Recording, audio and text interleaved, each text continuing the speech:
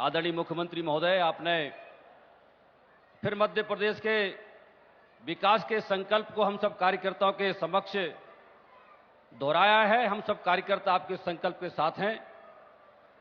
अब मैं आज के इस संभागीय बूथ अध्यक्षों के सम्मेलन का एक मिनट रुक जाए, 1 मिनट।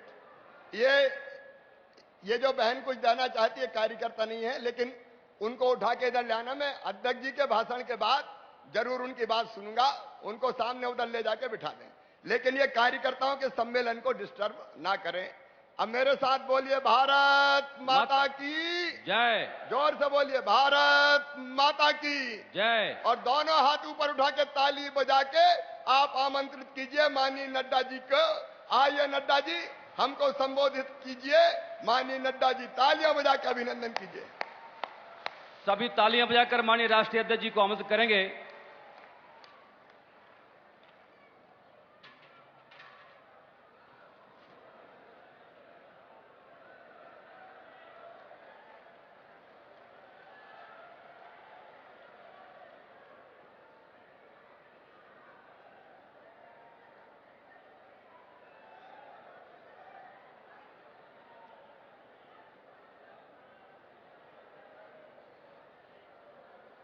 बोलिए, भारत माता की, भारत माता की, भारत माता की। आज के इस बूथ अध्यक्ष के सम्मेलन में मंच पर उपस्थित हमारे प्रदेश के जुझारू और कर्मठ अध्यक्ष श्री विष्णुदत्त शर्मा जी, हमारे बहुत ही लोकप्रिय और यशस्वी मुख्यमंत्री सम्मानीय शिवराज सिंह चौहान जी, हमारे संसदीय बोर्ड के सदस्य और मध्य प्रदेश के वरिष्ठ नेता श्री सत्यनारायण जटिया जी, शिव प्रकाश जी, हमारे राष्ट्रीय सह संगठन मंत्री अजय जमवाल जी, मुरलीधर राव जी, हमारे प्रदेश के प्रभारी रमाशंकर कठेरिया जी, प्रदेश के सह प्रभारी, हमारे राष्ट्रीय महामंत्री कैलाश विजयवर्गीय जी, भारत सरकार में मंत्री श्री नरेंद्र तोमर जी, हमारे भारत सरकार में मंत्री ज्योतिरादित्य जी, केंद्रीय मंत्री वीरेंद्र कुमार जी, हमारे केंद्रीय मंत्री और हमारे साथी प्रहलाद पटेल जी, फग्गन सिंह कुलस्ते जी जो भारत सरकार में मंत्री हैं, पूर्व में अध्यक्ष रहे, और हमारे सांसद राकेश सिंह जी, ओम प्रकाश ध्रुवे जी, सुधीर गुप्ता जी, लाल सिंह आर्या जी, नरोत्तम मिश्रा जी, जयभान सिंह पवैया जी, राजेंद्र शुक्ला जी, और हमारी महामंत्री और सांसद बहन कविता पाटीदार जी, सम्मानित मंच और यहां उपस्थित हमारे बूथ के सभी अध्यक्षगण, मुझे बताया गया कि बड़ी संख्या में सभी बूथ अध्यक्ष यहां आए हैं। आप सब लोगों का इस बूथ अध्यक्ष के सम्मेलन में अभिनंदन है, स्वागत है। साथ ही साथ नवरात्रों में आज जो भूमि पूजन कार्यालय का करने का मुझे सौभाग्य मिला और हमारे साथियों के साथ मिलकर पूजन करने का मौका मिला, आप सबको उसकी भी बहुत बहुत बधाई और शुभकामनाएं। मित्रों, मैं बैठा बैठा सोच रहा था कि हम सब लोग कितने भाग्यशाली हैं कि हम भारतीय जनता पार्टी के कार्यकर्ता के रूप में 2023 में खड़े हैं, जब भारतीय जनता पार्टी दुनिया की सबसे बड़ी पार्टी बन गई। हम कितने भाग्यशाली हैं कि हम आज कार्यालय का भूमि पूजन करते हैं, तो वह भूमि पूजन भी कार्यालय देश का, पार्टी का एक सबसे बड़ा कार्यालय की। हम कितने बड़े भाग्यशाली हो गए कि हम एक संभाग के 35 या 36 विधानसभा के 36 विधानसभा के बूथ अध्यक्षों का सम्मेलन करते हैं तो वह सम्मेलन जनसभा में परिवर्तित हो जाता है। यह हमारी को देखने की जरूरत है। यह हमारी ताकत, यह हमारी परिस्थिति, इससे जहां हमको आत्मसंतोष करना चाहिए, वहीं उन कार्यकर्ताओं को भी आज के दिन याद करना चाहिए जिन्होंने 4-4 पीढ़ियां खपा दी और तब जाकर के भारतीय जनता पार्टी दुनिया की सबसे बड़ी पार्टी बनी। आज हम कार्यालय की बात कर रहे हैं। मैं आपके साथ बताना चाहता हूं, 2014 में जब मोदी जी को संसदीय दल का नेता चुन लिया गया था, वो पार्टी कार्यालय आए थे और उन्होंने हम लोगों से चर्चा की थी और पूछा कि हमारे कितने कार्यालय बने हैं, पार्टी के पास कहां कहां कार्यालय हैं। हम लोगों ने कहा कि कुछ कोशिश हो रही है, प्रदेश के लोग लगे हैं। उन्होंने कहा हमें संकल्प लेना चाहिए कि हर जिले में भारतीय जनता पार्टी का एक अच्छा कार्यालय बनना चाहिए। और आपको जानकर के खुशी होगी कि 290 कार्यालय बन चुके हैं। आपको जानकर खुशी होगी 115 कार्यालय बन रहे हैं। और आपको जानकर के खुशी होगी कि 123 कार्यालय की जमीन ले ली गई है, कार्य शुरू होने वाला है और उसको भी हम काम करेंगे। यह कार्यालय जिसका आज शिलान्यास मैंने किया, यह मोस्ट मॉडर्न कार्यालय होगा। 1000 से ज्यादा तो यहां पर सभागार होगा, 1000 से ज्यादा की कैपेसिटी का। 4-4 कॉन्फ्रेंस हॉल होंगे, 4-4 बैठकों के कक्ष होंगे। मॉडर्न एमिनिटी से यह सुसज्जित होगा। दुनिया के वर्ल्ड क्लास स्टैंडर्ड में जो कार्यालय की जरूरतें होती हैं, वह सब भोपाल के कार्यालय दीनदयाल परिसर में मौजूद होगा। इसके लिए मैं विशेष करके आपको बधाई देता हूं। और यहां एक बात और भी कहता हूं कि यह भारतीय जनता पार्टी का ऑफिस नहीं है, यह कार्यालय है, यह संस्कार केंद्र है। यहां कार्यकर्ता आकर के संस्कार लेता है। हमारे नेताओं की बातचीत फॉर्मल और इनफॉर्मल से वो सीखता है। हमारे वरिष्ठ नेताओं की जीवन गाथा वो लाइब्रेरी में पढ़ता है। उसे बैठक लेने की आदत का तरीका बताया जाता है और किस तरीके से संवाद को आगे बढ़ाया जाता है, इसकी कला से लेकर अपने जीवन को खपाकर विचार के लिए लगा देना, इसका भी वो संस्कार लेकर के जाता है। उसको हम कार्यालय बोलते हैं। और ऐसे कार्यालय के निर्माण के लिए आज का नवरात्रों में यह दिन चुना गया। मैं पुनः आप सबको इसके लिए बधाई देता हूं और आपको इसके लिए शुभकामनाएं देता हूं। मित्रों, अभी अभी चर्चा हो रही थी कि हमने नॉर्थ ईस्ट में सरकार बनाई है। हमने मेघालय में भी एनडीए की सरकार बनाई, हमने नागालैंड में भी एनडीए की सरकार बनाई और हमने त्रिपुरा में भी भारतीय जनता पार्टी की सरकार बनाई। और सबसे बड़ी बात यह है कि हमने दोबारा सरकार बनाई। यह भी हमको ध्यान में रखना चाहिए, यह भी हमको जानना चाहिए। जिस दिन नतीजे आए थे उस दिन प्रधानमंत्री मोदी जी ने एक बात कही थी कि यह 3 मंत्रों पर तय है, त्रिवेणी पर यह तय हुआ है।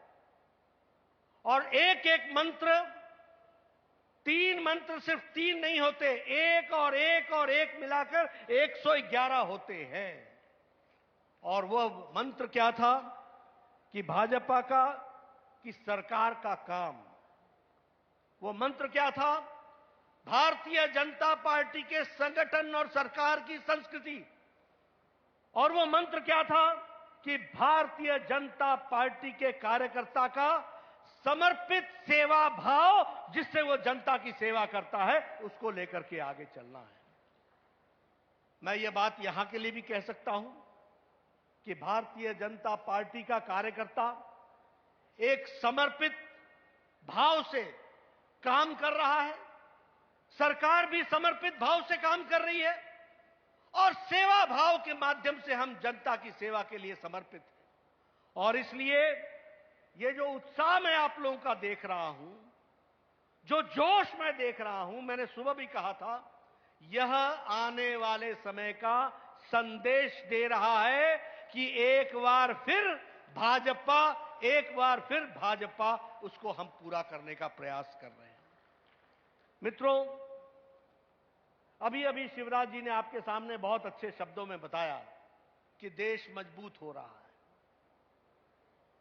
देश आगे बढ़ रहा है, इसमें कोई दो राय नहीं है। यह भी हमारे लिए बहुत भाग्य की बात है कि हम ऐसे समय में भारतीय जनता पार्टी के कार्यकर्ता बने हैं जब विरोधी भी हमारे से टकराने में अपने आप को असमर्थ महसूस करते हैं। यह भारतीय जनता पार्टी की ताकत बन गई है।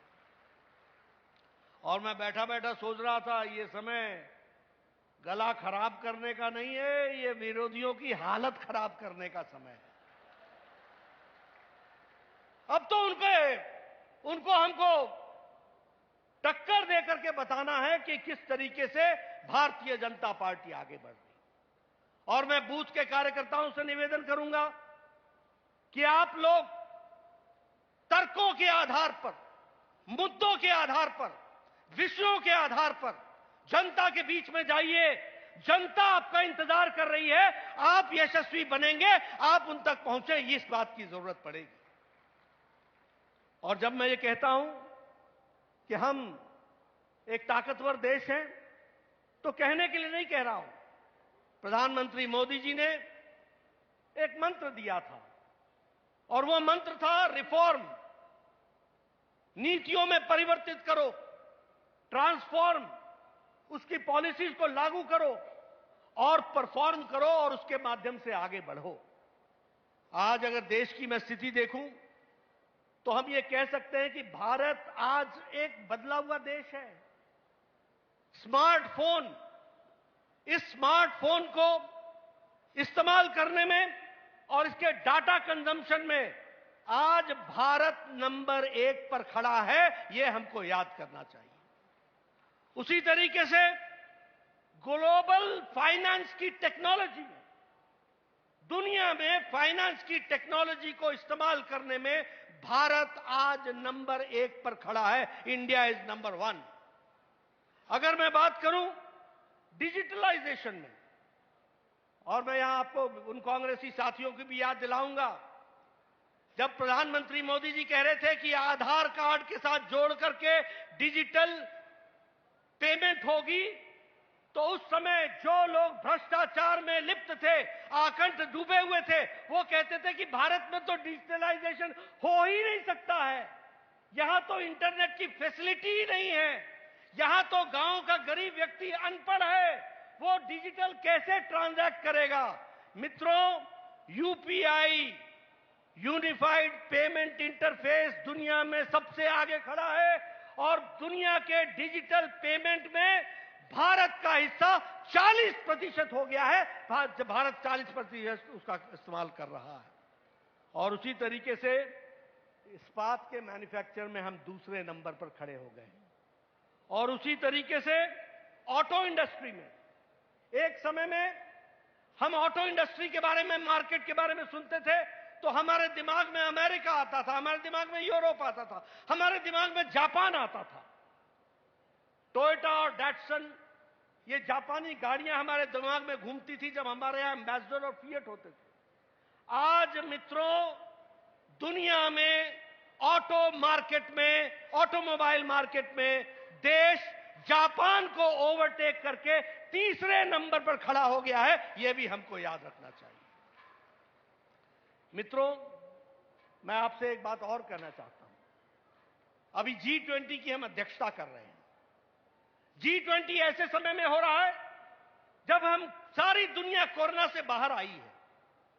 G20 ऐसे समय में हो रहा है जब सभी जगह पर हमारे कोरोना के साथ साथ एक आर्थिक मंदी, विशेष करके यूक्रेन की लड़ाई के कारण, सप्लाई चेन की समस्या के कारण सभी जगह के अर्थव्यवस्था सिकुड़ती जा रही है, सभी जगह की अर्थव्यवस्था सिकुड़ती जा रही है।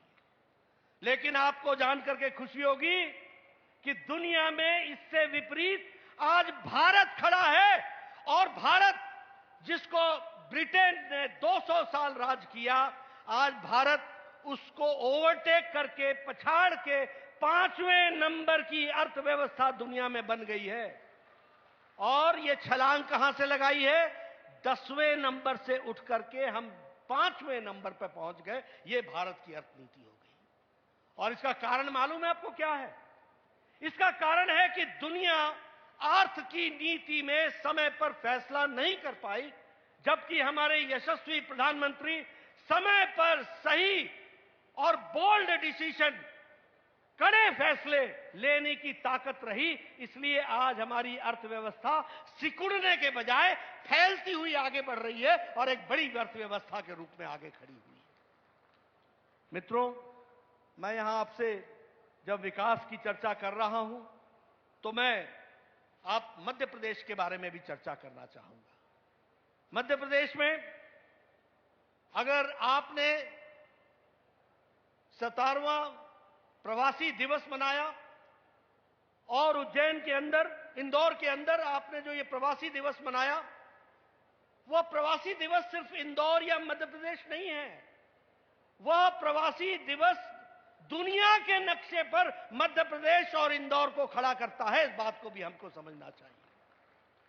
मैं शिवराज जी को बधाई देना चाहूंगा। मैं आदरणीय प्रधानमंत्री जी को उनको धन्यवाद देना चाहूंगा, जिन्होंने प्रवासी दिवस मनाने के लिए इंदौर शहर को चुना और मध्य प्रदेश में उस कार्यक्रम को किया। दुनिया के नक्शे पर स्थापित हुआ, where is Indore, where is Madhya Pradesh, और वहां पर दुनिया का प्रवासी दिवस मनाया गया। मित्रों, रेलवेज में आज मध्य प्रदेश के लिए अकेले 33 रेलवे के इंफ्रास्ट्रक्चर प्रोजेक्ट्स चल रहे हैं और 5,872 किलोमीटर की रेल लाइन डिफरेंट स्टेजेस में काम कर रही हैं, उस पर काम चल रहा है। कहीं ब्रॉड गेज, कहीं इलेक्ट्रिफिकेशन, कहीं नई रेलवे लाइन, इस तरीके से।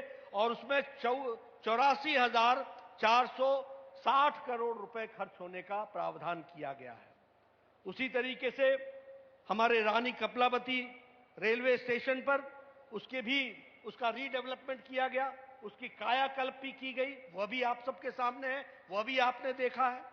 उसी तरीके से अमृत भारत में 80 रेलवे स्टेशन ऐसे ढूंढे गए हैं जिनको रीडेवलप करने की योजना बनाई गई है। और अगर मैं उड़ान की बात करूं तो मैं यहां ज्योतिरादित्य सिंधिया जी बैठे हैं, उनको भी मैं बधाई देना चाहूंगा कि मध्य प्रदेश में उड़ान के नाम पर उन्होंने एक नई योजनाओं के माध्यम से मध्य प्रदेश को देश के नक्शे पर खड़ा करने का प्रयास किया है।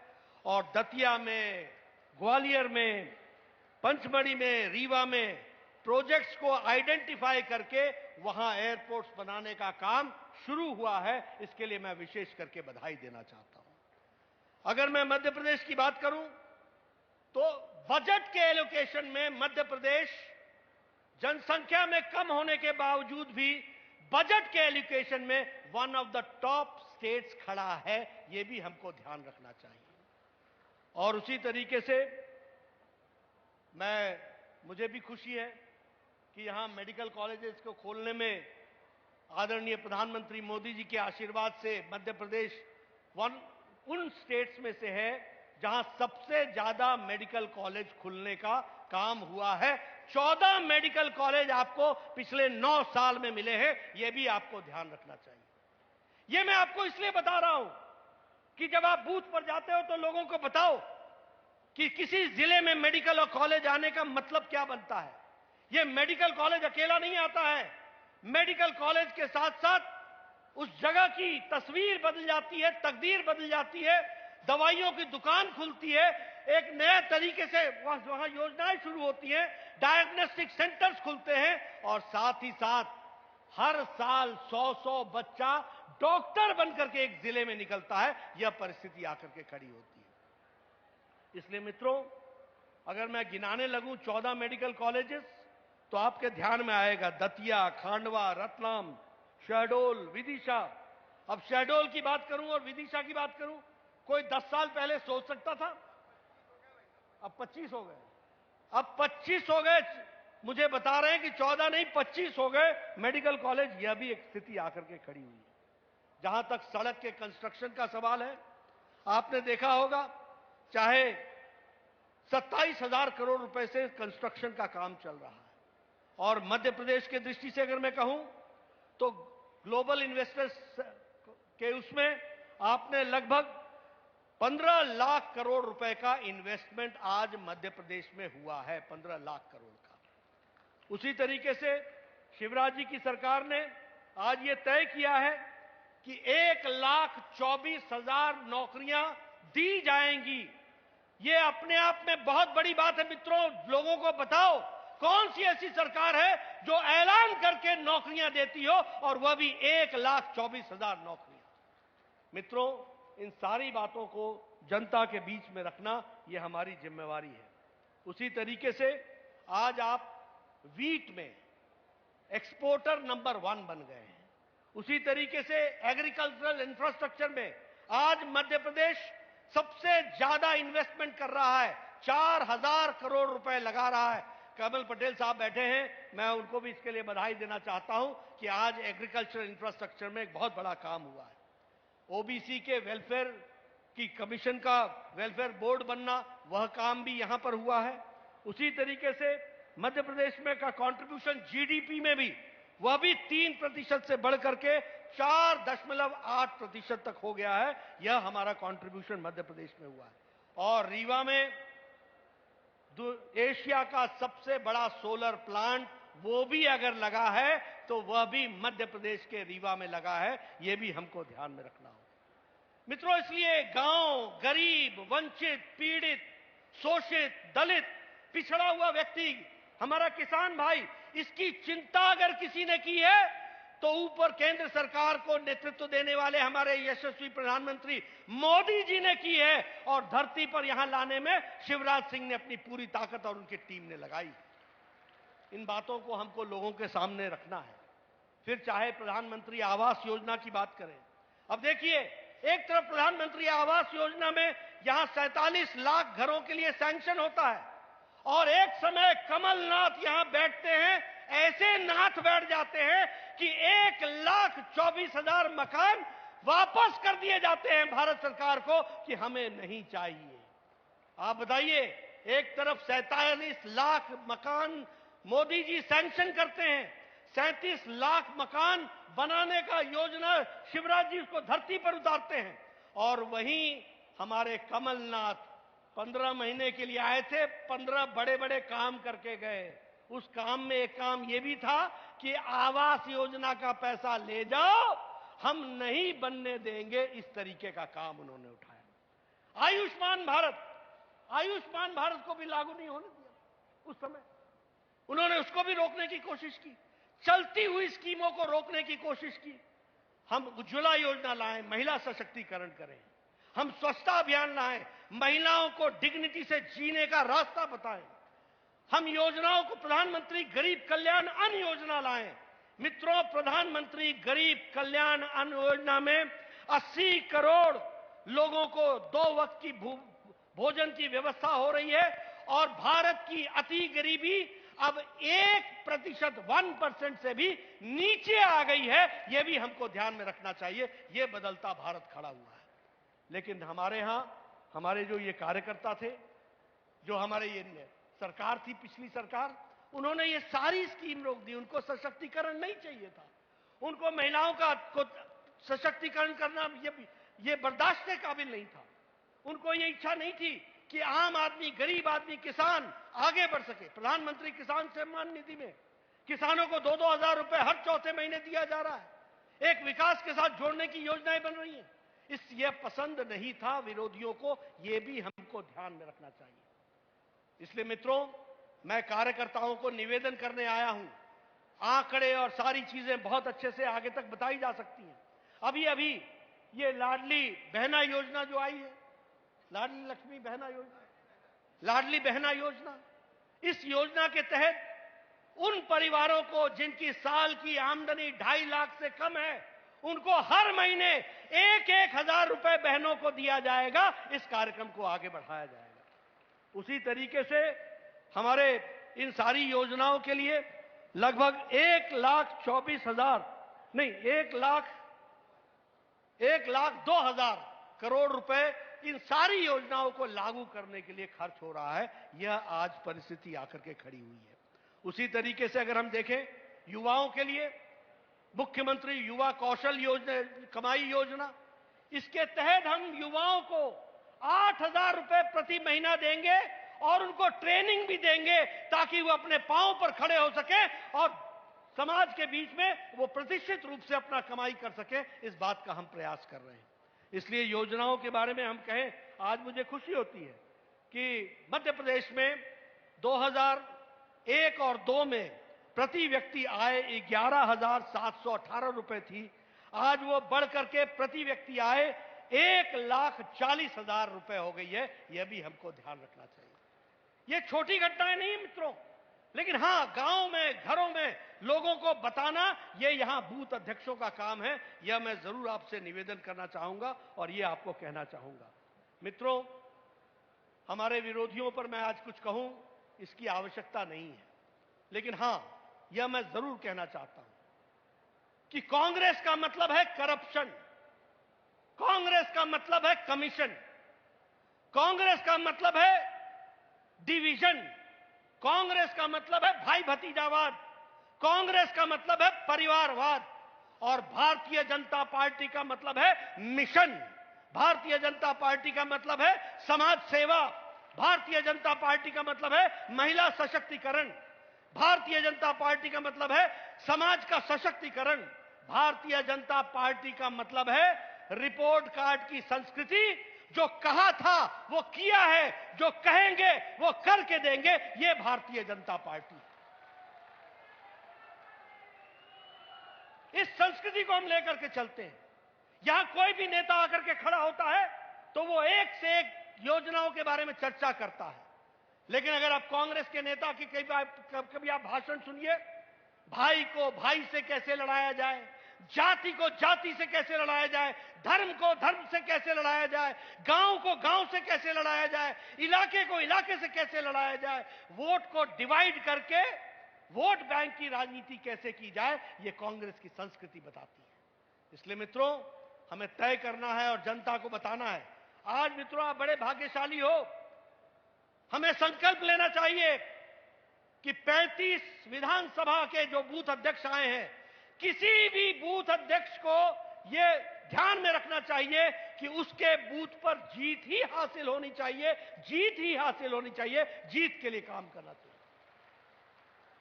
हम क्यों हार जाएं? हम किसी बूथ पर क्यों पीछे रह जाएं?